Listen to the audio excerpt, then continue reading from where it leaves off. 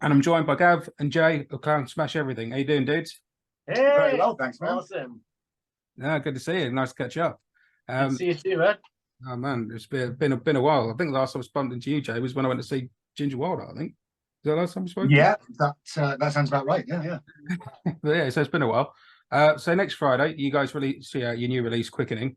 You've been Indeed. kind enough to send the tracks of Tross, man. This is pure punk and roll at its finest, man.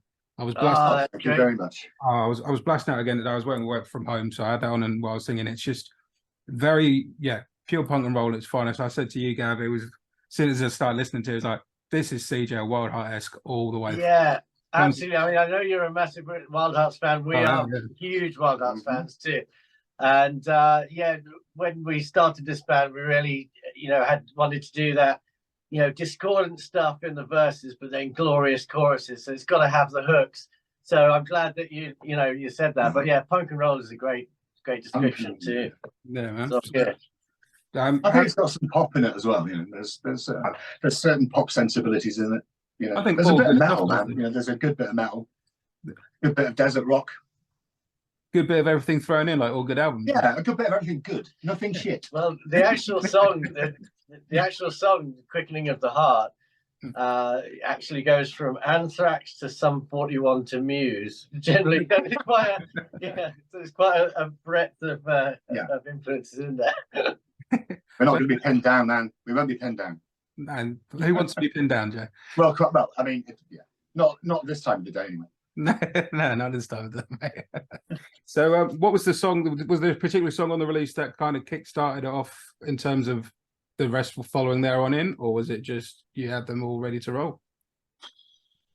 Oh man, so this is. It's very much in the EP is only 5 tracks and it clocks in at 14 minutes or something, but it's very much in 2 sides. So the first 3 tracks are very sort of punky and everything, and then the second and then the side B, the last 2 tracks are sort of more for us, epics.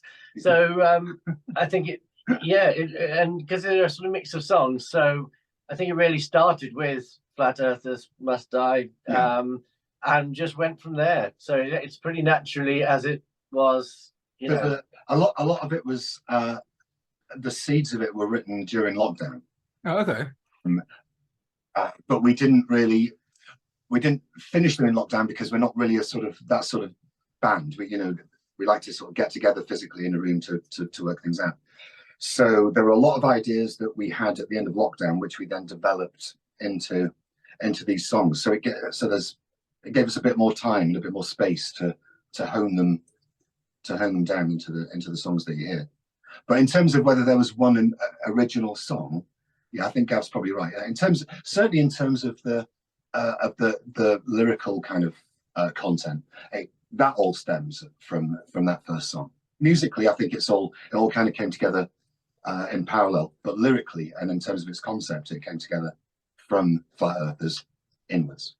So if you were all getting in the room together, like you say you want, and that's how you guys like to work, did you do a lot of writing in the studio, or was it all prepped and ready to rock people when you went to march in with it?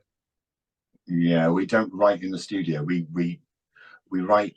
The process, darling, is Gav and I we get together and fish through odds and sods of demos and things. And when you just get that, at midnight, you're like, I've just thought of when you're drunk.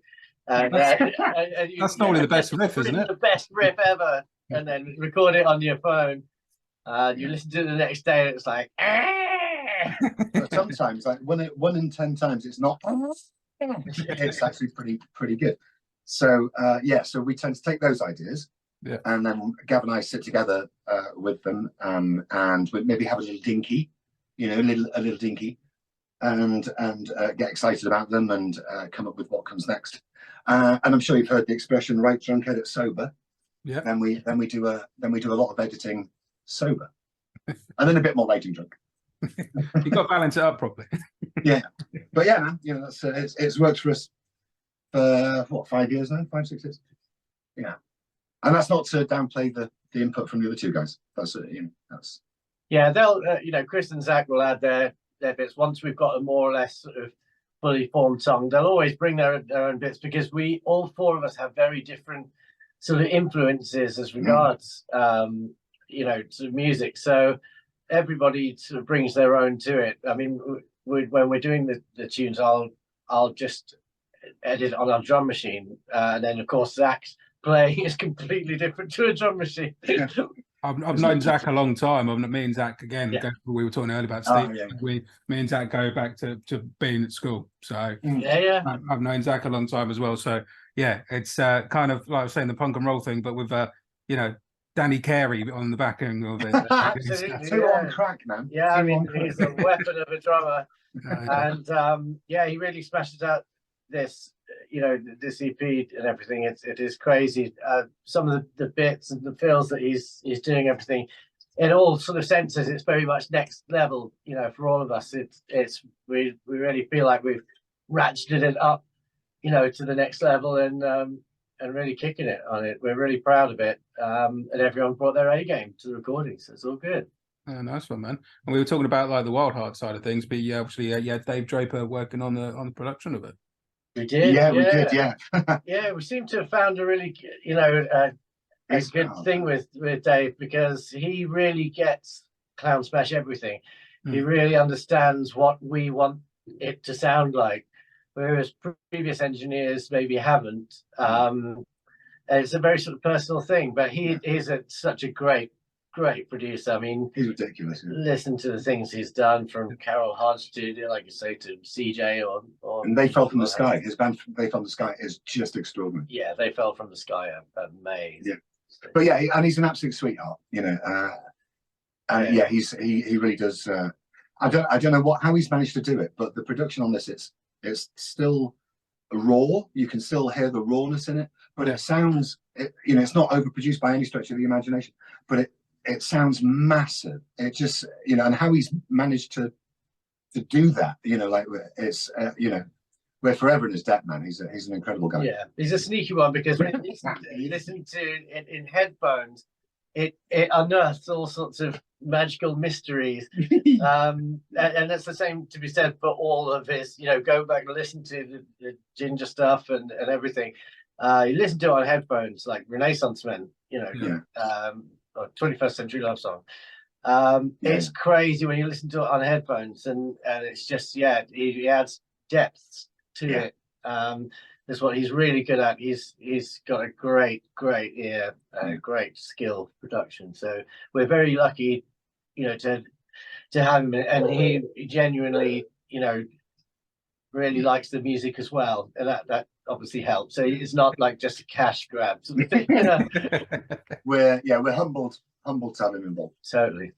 Yeah, man. I mean, like you said, Jay, like when I listen to it, it still sounds raw, which is obviously with what you guys do is what you want. You don't want an over polished sound, but equally you can hear everything on it. It doesn't sound muddy. It still sounds raw, and it still sounds crystal clear in terms of, you know, you can hear Zach's drums cutting through, Chris's bass lines, the guitar works, the vocal. Nothing is drowning the other thing out. Yeah. And there's some little Easter eggs in there as well. I don't know if you noticed the choir. There's a choir, yeah. There's a choir, and the classical guitar bit. I mean, obviously, there's a theremin as well. There's a theremin. Yeah. We're not going to tell you. Let's forget the theremin. We're not going to tell you where, but yeah, there's, you know, So it is raw, but it's raw with a theremin. I think you're gonna have to redo the artwork, mate, and put that on the tagline on the raw with contains extra theremin. Contains extra theremin. Smash theremin. And then obviously next week for the release of it, you've got a jam-packed weekend of gigs. You're playing Bury here at the club on Friday, and then back up to Reindeer or Norwich on Saturday, and then you're at 66 Bar in Cambridge on Sunday, aren't you? Indeed, yeah. That's right. Yeah. So yeah, it should be a good fun.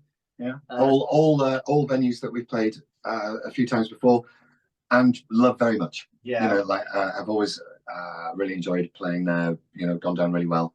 We love the Hunter Club in Bury. It is just such a great venue. And Naomi and the team and everyone there I just can't be, you know, they couldn't be more helpful. They're really wicked people, and it's just a great place. We've got a really good supporting, you know, lineup as well. Settlements are absolutely insane, and so really good. Can't wait. Yeah, I'm looking forward to seeing them because I've not seen them. Oh, they're excellent, man. Like really, really good. Super cool. Like achingly cool.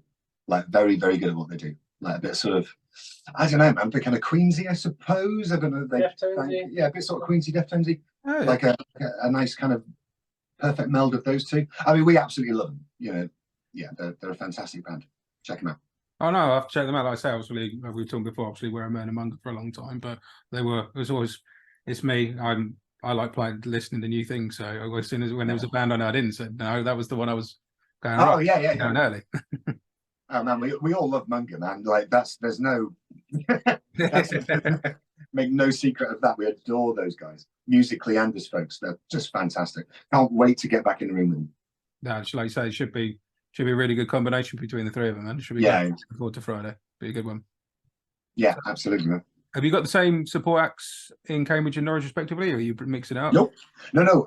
For Norwich, we have Mices, who I believe are. Do you remember Darwin and the Dinosaur? Yeah. So it's Alan from Darwin and the Dinosaurs, new band. Alan Hyam, yeah. And they're great, very Weezery. Yeah. So really nice. I love that stuff. So that's brilliant. And then we've got Jukebox Monkey, who are from Kent, and man, I saw them I saw them a couple of weeks ago in Camden, and they're just mighty. They're very sort of clutchy. Yeah, sort of clutchy, but man, it's clutchy, but more than that. You know, like it's more stoner. That it's heavy and it's tuneful, and yeah, man, it's one of the they're sort of a bit genre spanning, but yeah, clutchy, Soundgarden, did a Sabbath, that sort of thing. You know, they're brilliant. I've heard a lot of fun. I've heard good things. I just haven't heard them myself. So yeah, they're fantastic, man. Fantastic. Sounds like it's going to be a good 3 days for you guys, though. Yeah, good. Can't wait. Yeah, it's going to be amazing. It's going to be tiring. It's going to be. Yeah, we've been rehearsing for a long time for these shows, so everything's got to be pinpoint. And we're just going out like we always do to literally just to slay everyone. You know, and that is everyone. Believe me. So yeah, we look forward to seeing hopefully a lot of Bury people at the Hunter Club and Cambridge at the 6-6 would be great. How long have you guys been doing now? New merch and the CDs will be on sale and the downloads and everything, so it's all going to be there. Did you say how long we've been going? Yeah, I was trying to work this out when you sent the EP across. Because I'm thinking when you first started out, you didn't have Chris, did you? You had Emily on bass. That's right, we had Emily and Pete Wright from Duck and Punches on drums. They recorded the first album. That was 2017. 2017 we came out with everything. We had actually been developing the band for 5 years before that, but literally practicing every single week, even when it was just myself and Jay and a drum machine. But yeah, every week we wanted to make sure that it hit the ground running, and we had an album and videos and everything, a single, to go out, because there's nothing worse than a new band saying, "Oh, hi, we're a new band," and then literally having a song or a practice room demo, so we wanted to come out. So yeah, that was six years ago we sort of first came out, but there'd been a lot of behind the scenes before that, just to make sure that it was all groovy. Yeah, a lot of homework and then beforehand there. Hell yeah, a lot of homework. Yeah. But the results are pretty good, like the GCSE results. I think we got an A. Yeah. Did you do all right? We're very happy. I mean, we're very proud of the first album and the EPs that we did since then. But this Quickening is this is next level for all of us. For all of us in the band, we're all so proud of each other and what we've done. And we really, really can't wait for people to hear it. And I know that's such a fucking cliche, man, but it's really true. Like, I just can't wait for people to hear this. I mean, I think you're right to say it, mate. I mean, when Flat Earthers, when you sent it across, Gab, and I blasted it out, and Flat Earthers Melt Eye comes in and kicks you in the face, and and it's punk and roll, but like you say, you've got those textures in there. If you got 5 screaming tracks, sometimes by the 5th one you're knackered. But Yeah. but this doesn't thing, and then you going into We All Believe in Jesus in the End, which is probably one of my favorites of the EP, to be honest. Boom! Yeah, that's great. That was a super J riff there. That's what we're Zach's drumming really. Yeah. Zach's drumming in that song is next level. Yeah. It's crazy. Really, really pushes it on. No, you can hear Zach. Thanks, man. It's probably my favorite on the EP. Bless you. Thank you. I shall remember that. I shall remind Gavin that numerous times. I better make sure I get down there in time, like I say. But no, I'll be down on the Friday. It's going to be a good night. Brilliant, man. Looking forward to seeing you.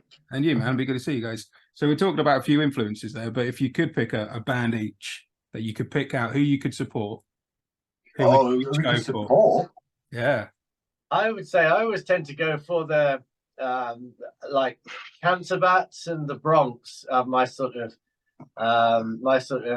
touchstones on it, really.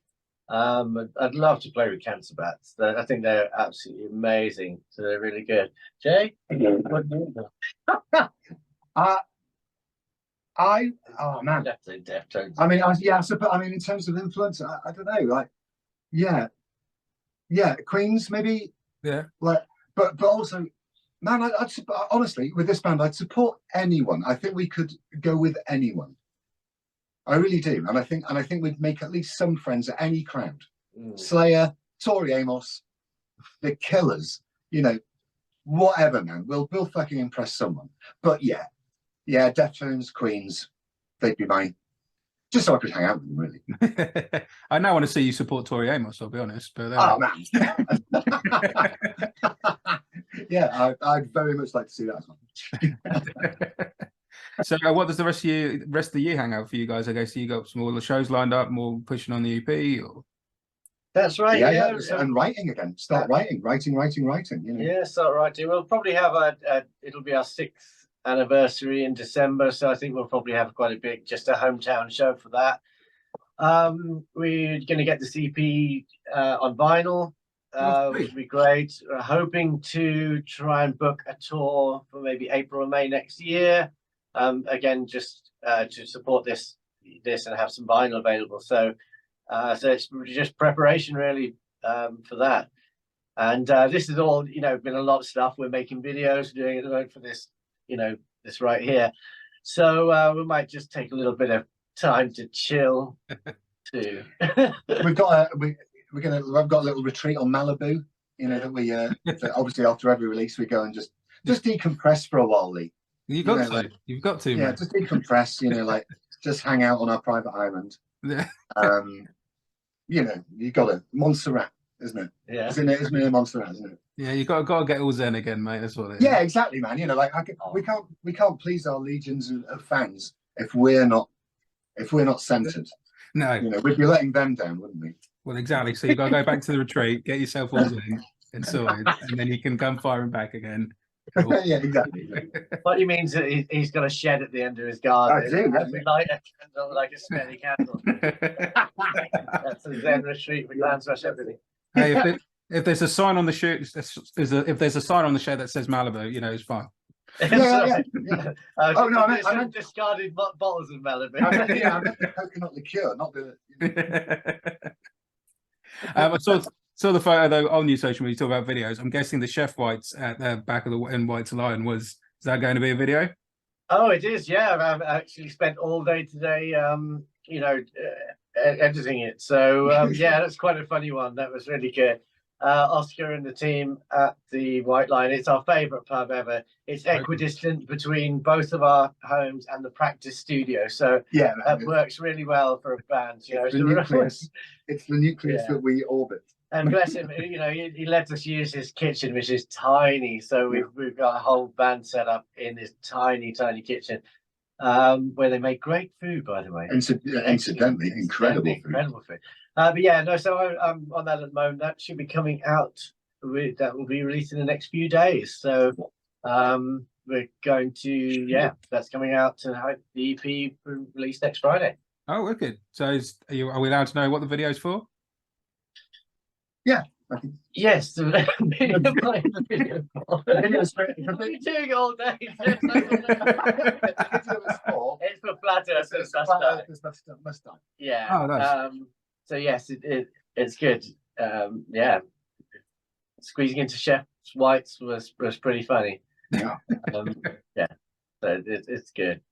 I really enjoyed it. I used to work in a kitchen, so it was like revisiting old times. Old times. Yeah. Did you Yeah, get into the Chef Whites a bit quicker than the others, did you, Joe? well, the thing is, I understand the shape. Like it's the hat. Oh, putting on that hat, man. I tell you what, it took me back. Took you back. Oh, 30 years, man, and 4 years. Back to the patisserie. Yeah. Back to the front. Anyway. Oh, good. So well, we'll see you next week, guys. Thanks for being on the show. At the beginning of the interview, I'm going to play. Excuse me, I was going to play. I'm going to play "Wheel" by Jesus in the end because, like I say, it's one of my favourites. But what song off the EP would you like us to play at the end of the interview, and then we'll sandwich the interview in the middle of it? Oh, I reckon. What do you think? Quickening or Flat Earthers? I think Mandalay. Oh, stick Mandalay on. Yeah. That's great. Oh, dude, so we'll lock that in. And that's one from side A, one from side B, isn't it? Yeah. Ah, there you go. Perfect then. Yeah, we'll lock that in, and then anyone listening to this, come down the Hunter Club next Friday, the 8th of September. Come down and see these guys along with Menamunga, and we'll have a great time. Nice. Excellent. Thanks so much, Lee. No worries, guys. All the best for next week and your awards. Yeah, man. Appreciate it.